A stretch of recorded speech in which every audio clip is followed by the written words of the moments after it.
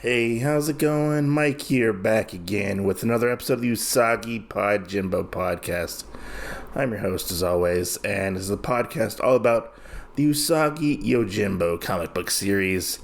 It's been some time since I've actually recorded an episode, to say the least. I had some things happen in my life, personally, but everything is okay for the moment. You know, no need to send a search party or ask where I'm at. I'm okay. I just took a little bit of a hiatus from creating the podcast, and I just needed some time to recharge, I guess you could say, from life events that have happened to me. But everything's okay for the moment. I'm waiting for the other shoe to drop, I guess you could say. But yeah, we gotta talk about Usagi and what's been going on in the Yojimbo saga so far, you know? We have two short stories to talk about today. They are in Usagi Yojimbo Volume 3, Issue 10. We are looking at today The Crossing, as well as The Patience of a Spider is what we're going to look at today. Also included in this issue is Return to Adachigahara Plain, I believe it is. It's not Adachigahara, it's Adachi Plain. I don't know why I said Adachigahara. I don't know why I had that in my head for some strange, weird reason. But I covered that one way back when we first started covering Volume 2 of the Usagi Yojimbo saga trade paperbacks. Because it's in there. It's like kind of out of order a little bit. So we're not going to be covering that particular issue in this one, which is fine. You know, it's okay. These little short stories are very interesting, I have to say, and especially because of the fact that our main character is not in these particular issues.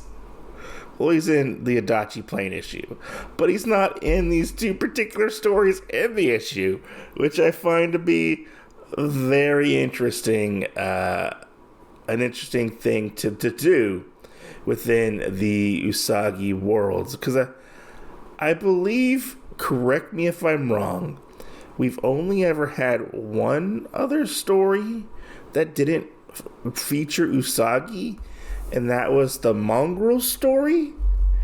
At the moment, I don't know if it changes after that, to be honest. But the mongrels with Stray Dog and Genosuke, you know.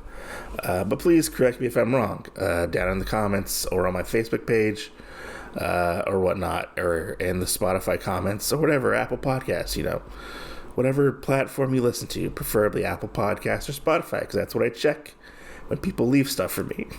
But I just want to say thank you to everybody who's been patient and waiting for me to return. I'm sorry for the long wait. I really am. But let's get into this and let's talk about Usagi Yojimbo. So we start out with The Crossing, and The Crossing starts out in the middle of nowhere on a ship, and we hear some singing. We start hearing a monkey's liver to cure an ailing wife. The sea dragon commanded the jellyfish. Oh, the jellyfish searched far and wide till he spied a monkey ashore. Oh, I hope everybody enjoys my somewhat singing quality, I guess you could say. I don't know.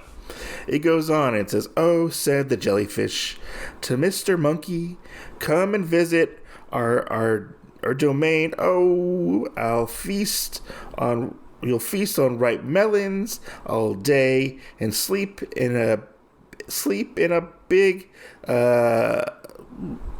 silky bed," basically. And we see what looks to be, I'm guessing, one of the characters in this calls them peasants. But I'm guessing they're possibly sailors for the boat. They work for the boat, I'm guessing. I'm not 100% sure exactly what they are. Because they're really only called peasants in this particular story. We see them jumping, singing, dancing, acting a fool, one might say. But I have to say this one particular peasant has a really good moveset, I have to say. Very, very good moveset. And he's singing and whatnot. And he's singing and has his back turned to this one guy. And he bumps into him. And this guy is not very happy. And he happens to be a samurai. And he's like, you dare to lay a hand on me, you filthy peasant. Lay a hand on me, a samurai, is what he says. And the peasant's very much like, oh, forgive me, sir. You know, it was an accident. I am an awkward wretch. Forgive me. And he's like, quiet, peasant. And he like kicks the guy over. And it looks like he kicks him kind of hard. Like, I feel bad for this guy. He was just trying to have a little bit of fun. And we got the wet blanket samurai trying to dampen the party, just saying. And the peasant's basically like, oh, please have mercy, please. It was an accident. And we see the man draw his sword. And he's like, you will be an example to all the other peasant scum that a samurai is not to be trifled with. And we see the man draw his sword. And we hear stop. And we see this man, he's like, how dare you? And we see a silhouette that we haven't seen in quite some time. And he says, it was an accident. He apologized even to suggest taking this further is evil. And the samurai says, step out of the shadows. Who are you? And we happen to see Jay with his traveling companion, Kikyo. And he says, I am called Jay. I travel with a child, Kikyo, on a mission for the gods to hunt down and slay the Ronin Miyamoto Usagi and all that is evil. So according to Jay, Miyamoto Usagi is evil. Who knew? I personally think that Jay has an axe to grind with Usagi, and he's sad because every time Usagi and Jay have met up and fought, he's lost, basically. Now Usagi basically kind of wins by the skin of his teeth, that's most of the time. But, you know, I feel like he's a little salty that he lost because, you know, he is the wielder of the Black Blade, and which is supposedly, like, has magical powers. And we see the samurai, and he kind of holds his fist up to Jay and goes, and he's like, God, you dare to mock me? I am a master of the Muta Kikuru sword style, which I probably butchered that name, just gonna be honest, probably butchered that name. He's like, why you? And we get this cool scene where Jay actually fights this guy, and we see the effects of what happens when somebody gets hit with the Black Blade. And we see the guy grab his chest. He's like, oh, it hurts. It's like my soul is being ripped from my body. And as he's saying this, as he falls down, we see the word bubble float down as well, which is really interesting, with a thud. And we see that the man is dead. Everybody else is looking at what exactly is going on here. And the peasant who basically was dancing around, he's like, oh, thank you, samurai, I owe you my worthless life. And Jay's like, you owe me nothing. My actions are not my own. I am merely of an emissary of the gods. My blade finds evil in this world and destroys it. And they're like, I don't know about this. Of course, yes, of course. And Jay says, you do not believe me, I see. I see the doubt in your eyes. And Jay, I feel like Jay can look into people's souls, I feel like he can read the reactions of people. Like, most definitely read the reaction. Like, everybody's probably giving him very, very creepy vibes at the moment. He's like, you do not believe me, like I said. And he's like, it is amazing how much wickedness there is. No one can hardly escape it, he says. Even the most innocent soul can secretly be rife with basically evil of some kind.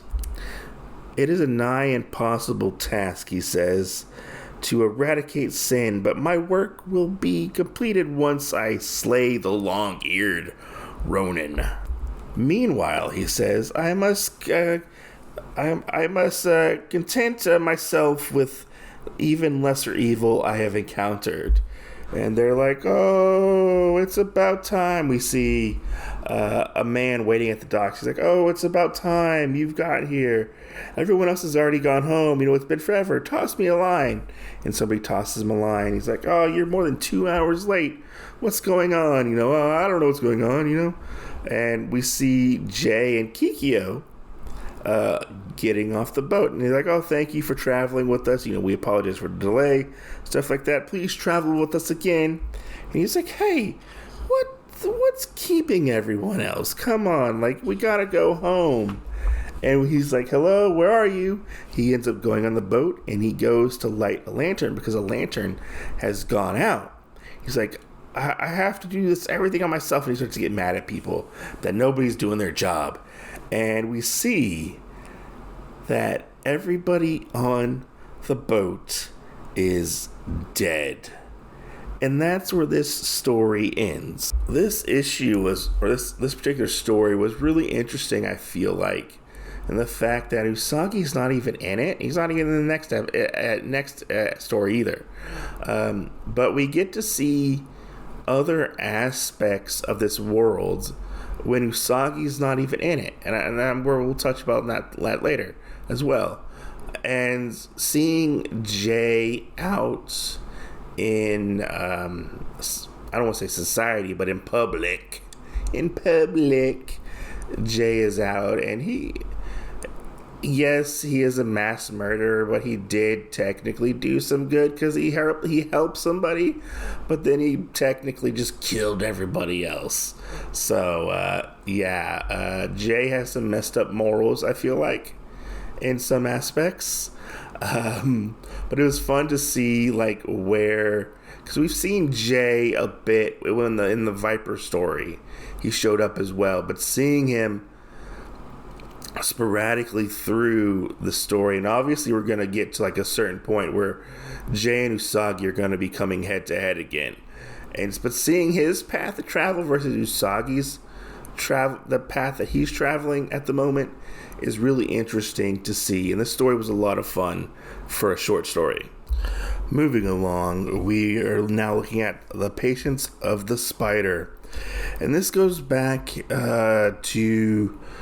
in time to before Lord Noriyuki's father had died. This actually involves somewhat Lord Noriyuki's father.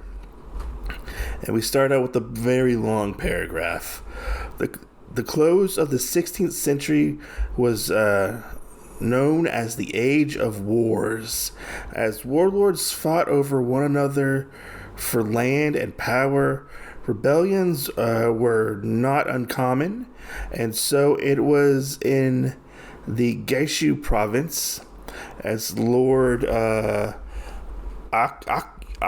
Araki challenged his Lord Mataichi, I hope I pronounced that name right, for control of the land. Araki's army was led by General Ikeda, which, while reading this story, I really just kept calling him IKEA in my head. I was like, oh, it's IKEA again. Do you think he's got those shelves and those really big giant meatballs? I don't know why, I just kept calling him IKEA. I know that's not his name.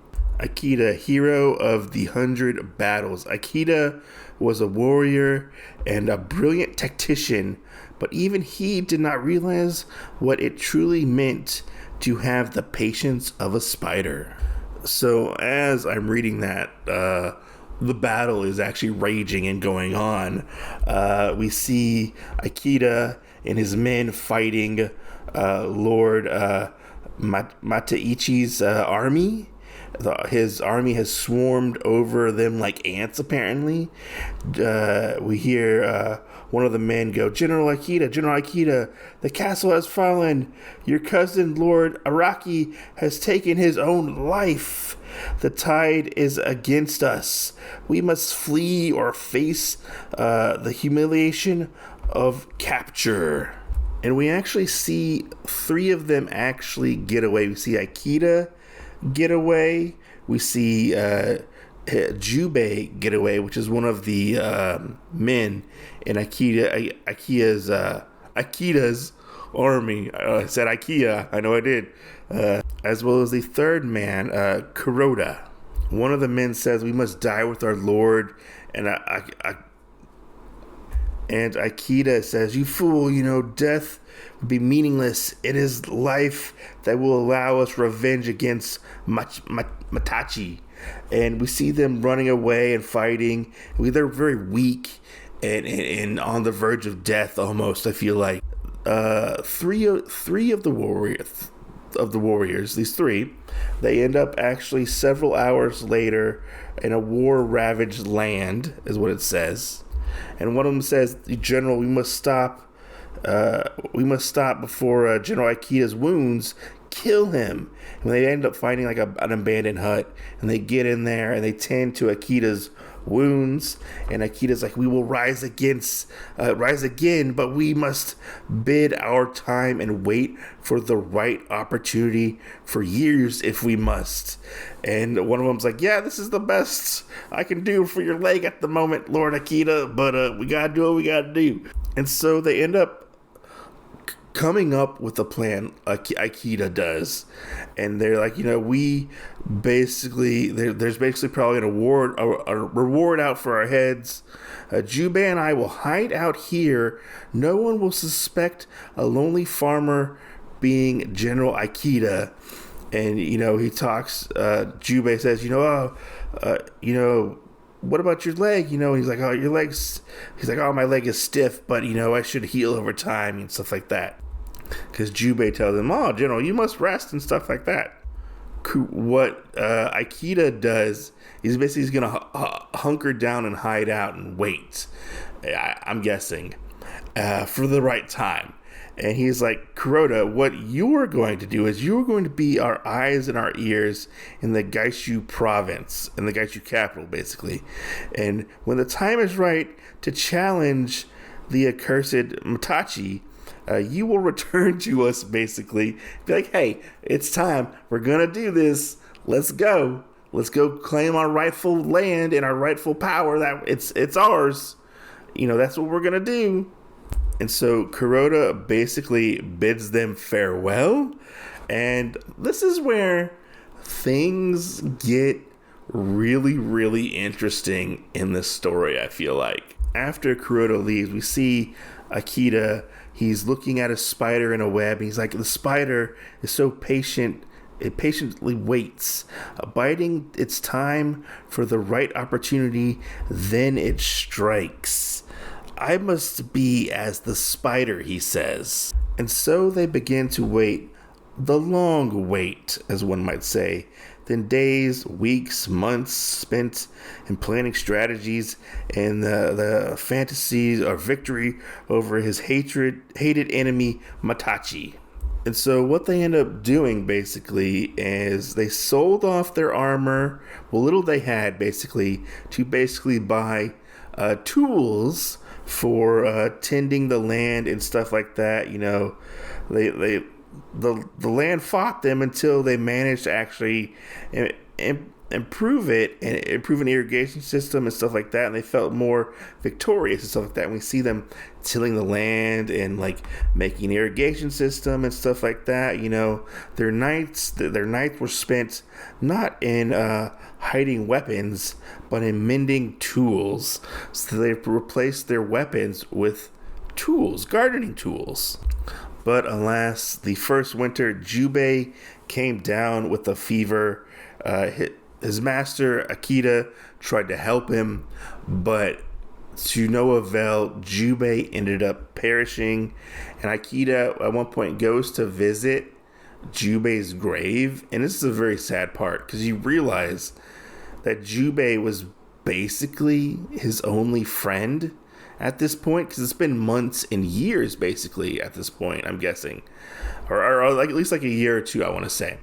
And like now he is left alone. Ikeda is left alone. Ikeda eventually ends up taking a wife. She is a plain peasant girl with no rough hands. A year later, he actually ends up, a son is born, and then another son is born after that. And then we see bandits end up attacking Ikeda's home, injuring him a little bit. But the other villagers actually come in and actually help fight away the bandits, which is really interesting to see. Yet the village ends up being saved because one thing I didn't mention is that Ikeda ended up actually buying land eventually, and he ends up like making like a homestead basically near this village. But Ikeda's house ends up burning down. However, all the peasants end up working together, and the destroyed home was soon made anew, which is very fun to see, like, you know, people come together and actually help somebody in need. I like when that happens. Then came the drought, which was very hard on Ikeda and his family and the village. You know, they tried to haul buckets for miles every day for water, what little they could to garden and sustain them. But then after the drought, you know, always know what comes after a drought? Rain. Rain comes after a drought. And when the rain came, sadly to say, Ikeda's son ends up falling into a river, and because of an old wound that did not heal right, Ikeda was unable to actually rescue his son, and his son actually perishes in this awful accident. And Ikeda ends up cursing the gods for the death of his son, and he goes to retrieve his sword from the hiding place, and he basically yells at the heavens, you know, why curse you? Why did you take my son? And he has his rage turns into sadness, and he goes to put up his sword. He wraps it up and stuff like that, and puts it away in a hiding spot. His wife wonders what about that blade. His wife wonders about the blades, but chose not to inquire about them. So she's starting to sort of become suspicious almost. But we transition from that to the skies eventually cleared, as did Ikeda's depression. But he forever felt the ache in his heart, more painful than any battle wound. I mean, to be honest, nothing is harder than losing a child, especially if you are a parent yourself, because no parent should have to bury their child. And I totally see where Stan Sakai is coming from this perspective as a parent myself. It's very hard to even read, almost, you know, like you kind of understand what he's going through in this moment, even if you've not like experienced that. He's definitely going through heartbreak and definitely trying to make sense of it all and stuff like that, and you know, go day by day. But eventually, the next year actually, he has a daughter, and then 2 months later, his crops end up destroyed by locusts. So he has something good happen, and he has something bad happen. Ikeda cannot catch a break. But then one autumn, so this has been several years now, but eventually we see this man ride up. He's like, General Ikeda, the time has arrived at last. Lord Matachi is dead, and his brat, Lord Noriyuki, is his heir. Many will stand behind you. Now it is the time to strike, he says as he rises up his hand. And Kuroda is like, all you have to do is say the word, and 1,000 Iraqi loyalists will rise with you, even neighboring provinces. And we see Ikeda's face. He's like, huh? What? The day has come at last? At last? And we see his shock and confusing face turn to anger. He's like, at last, I'll get my revenge on that cursed family. All my years of waiting, pouring my blood into this accursed land. As Ikeda raises his fist in the air, and he's like, to be feared and respected, a lord once more, I will get my home back. And he looks back at the life that he's actually built for himself, and he sighs. He's like, you've got the wrong person, samurai. I don't know what you're talking about. And we see Kuroda's like, but, he's like, excuse me, there is much work to be done in my fields. And he's like, but general, please leave, samurai, and do not return. And we see Ikeda slowly walk back to his family and to his house. And they're like, Daddy. And we see Ikeda's wife say, like, what did that samurai want? And Ikeda says, he was looking for someone who is no longer alive. But forget about him. We must work hard to bring in the harvest. I think we'll have an early frost this year. And that's where this issue ends. This story is really interesting, I feel like, in the aspect, one, Usagi's not even in this story, like I said before, but to see how war affects somebody, especially somebody who has lost everything, just like Usagi lost everything when his lord Mifune died. I can't talk. Ikeda basically lost everything and had to build himself back up. Yes, he was waiting, but his plans slowly changed and morphed over time, and he slowly forgot about revenge and what he wanted to do to the Geishu province and stuff like that, which was really interesting to see. And you could kind of possibly relate it to veterans coming home, and I would say a little bit veterans coming home and how they have to adjust to life itself, and very much how Lord Ikeda had to adjust to everyday life of becoming a farmer. And that's really interesting to look at, and how it changed Ikeda as a person. Yes, he did have that lapse of that rage coming back to him because he forgot about it. And then he kind of looks back and he's like, no, like, that's not me anymore. That's not who I am. I can't just destroy the life that I've built here for myself, all because of some revenge story revenge quest that he should be going on, even though he made those plans years ago, and when he wasn't necessarily in his right mind, and he only wanted to fight. I feel like this one is very much like a think piece almost. I feel like, because there's so many like different layers to the story, and I was very surprised that I ended up really liking this one. I like the Jay story always, because Jay is always a good character, but this is a character that we introduce, which I hope actually does come back into the story, and whatnot to see, because he's a really interesting character. I don't know how much he would offer, like, input-wise to the story, but Ikeda is a really, really interesting character to see, like, how war affected him. And like Fallout says, war never changes, but the people change. I feel like. And this was a really, really good read. Interesting read, I have to say. I use interesting a lot because it shows us little snippets throughout his life.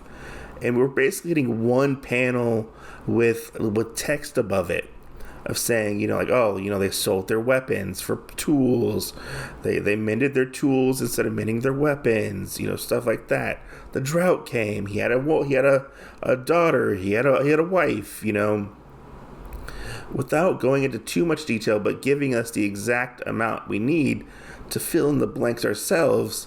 Like, oh, like, this is what happened to Ikeda, like, it wasn't overly, like, bogged down with details and stuff like that, It was a very, like, introspective story. I don't know if that's the right word to use. Almost like a bottle story, like a bottle episode of a TV show, where they, like, just focus on, like, these couple core characters, But yeah, it was really good. I really enjoyed it. I really enjoyed both issues. Next, we are moving on to issue 11 in the next episode, which we are going to be covering 2 other short stories. And then I believe after that is when we're getting into Grass Cutter. And Grass Cutter is going to be a huge undertaking, I feel like. But yeah, we're going to get into that. Hopefully I don't go on another hiatus for a while, but I want to say thank you to everybody who has taken the time to be patient, and I hope to get back on a normal, regular schedule. Thank you for listening. I hope you enjoyed the podcast. Stay safe. Go read some Usagi Yojimbo. Thank you for listening.